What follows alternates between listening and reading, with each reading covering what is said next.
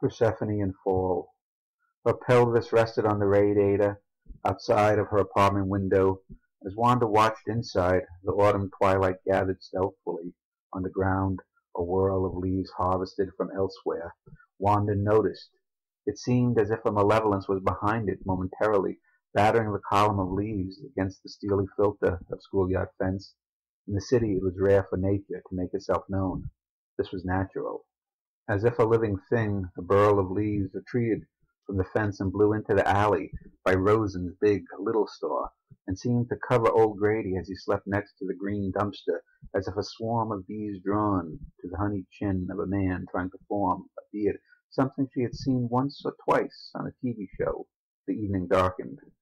The leaves took off, backed out of the alley, and slithered across this near-desolate street in P.M. Bushwick and into the community pool, swimming with green algae from 3 weeks of disuse, where only Wanda watched, or could.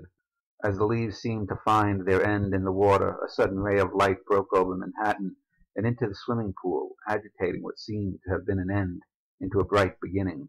Waves bobbed and crashed from end to end, and rose up, nearly sexual, to form a column of unrippled being, one with the unliving water and detritus and light and the hovering night. In this moment Wanda was agog, with her brother still at school and her parents at work. No one or no thing could have prepared her for this. The shadows lengthened, and Grady slept, and the column took unusual shape. Indrawn about its middle formed a waist, a pelvis, and lower, the legs of a woman, and upwards, the breasts, shoulders, and face of light. The dead leave now the burn of her hair, swaying in the breeze, and shaft of light, mere moments ago, unrealized, unknown. As a second passed, Wanda grew fearful, hid behind her curtains instinctively, as the leaves did their whirl, yet ever peering, drawn to the beauty she deemed all in her head. She knew she would one day be a writer, an artist, or explorer of things beyond the pale. Her vision would lead her. As she peeked, the water being, with eyes transparent as tomorrow, caught hold of its voyeur, its smile uplifted, from its gaze arced upward, the courage and the wonder of the child. Slowly drawing upward, the water woman became a column and rose 3 stories, one with the sunlight and over the roof of the decaying tenement, closed since Mr. Milstein, the super, died in May, to reform herself and head for the flower boxes, neglected for months and nearing death. A second passed. Under a younger eye, the new being, suddenly, seeming beyond any call of years, whispered, "You are the reason for all of this," and poured herself into the boxes, especially the sunflowers. All that was left on the cool tar-paper roof was a coif of leaves and several wet footprints. Another second passed. Wanda withdrew into her reality as the minutes gave way to her family's return, and on things went. The days grew colder, and Grady occasionally moved as Wanda spent afternoons by the window. The pool was soon covered, the rooftop remained. The flowers lived no longer than they should have. Not even the sunflowers could lift their gaze, and the sun came and went.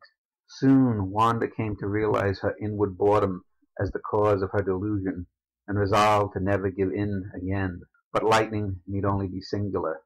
An industriousness seized the girl and never let go, all through the years of work and marriage, motherhood and reflection, all the influence of an outward thing. And one spring morning, in her 88th year, Wanda, just weeks into retirement, found herself in the country, walking arm in arm with her teenage grandson, past a cottage and its window box, apparently untended, for weeks or months, and drew close to its weeded interior, a small sunflower alone to its doom, and smiled as the flower bent backward in her breath and whispered, "You are the reason for all of this," and spat as much of herself as an old woman could into its box, then turned to her puzzled grandson and lifted a smile as they continued their walk. "And now the sunflower lifts its gaze to you."